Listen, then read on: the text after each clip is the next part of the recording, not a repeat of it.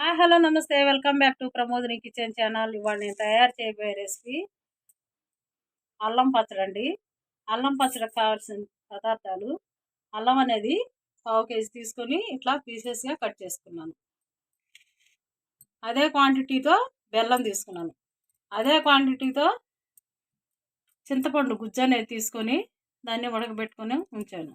Same అదే క్వాంటిటీతో ఆ measurement కప్పుతో తీసుకున్నాను. ఇవి ఎండుమిర్చి, ధనియాలు 1 టేబుల్ స్పూన్, జీలకర్ర 1 టేబుల్ స్పూన్ తీసుకుంటాను.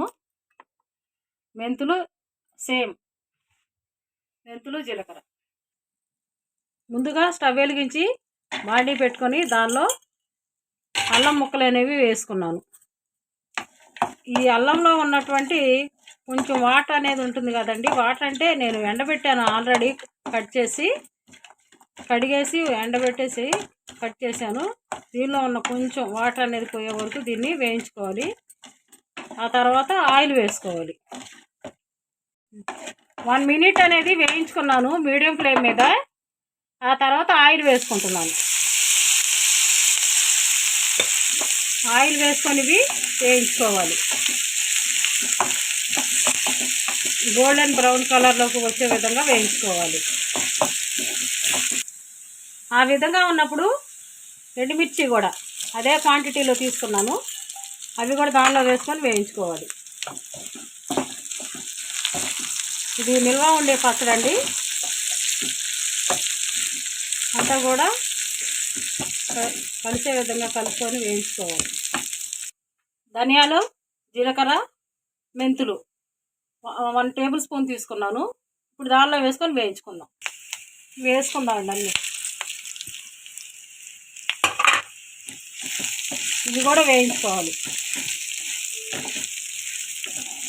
ఇదిగోండి, ఈ విధంగా వేయించుకున్నాను. ఇప్పుడు స్టవ్ ఆఫ్ చేస్తాను. ఇవి చల్లారినాయండి. ఈ చల్లారిన వాటిని మిక్సీ జార్లో వేసుకొని నేను పట్టుకుంటాను. కళ్ళుప్పు తీసుకుంటున్నానండి. ఏ క్వాంటిటీ అయితే తీసుకున్నాను, ఏ కప్పు తీసుకున్నానో అదే కప్పులో హాఫ్ తీసుకుంటున్నాను. వెల్లుల్లిపాయలు వేసుకుంటున్నాను. ఇప్పుడు మిక్సీ పట్టుకుందాం. ఇదిగోండి, ఈ విధంగా వచ్చింది. జస్ట్ 1 టైం అలా తిప్పి ఆపేసాను. దీనిలో బెల్లం వేసుకుంటున్నాను.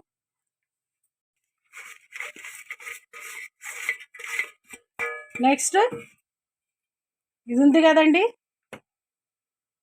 చింతపండు గుజ్జు వేసుకుంటున్నాను. ఇప్పుడు పట్టేస్తా, మిక్సీ పడతాను. ఇదిగోండి, ఈ విధంగా వచ్చింది. ఇప్పుడు నేను డిష్ అవుట్ చేసి చూపిస్తాను.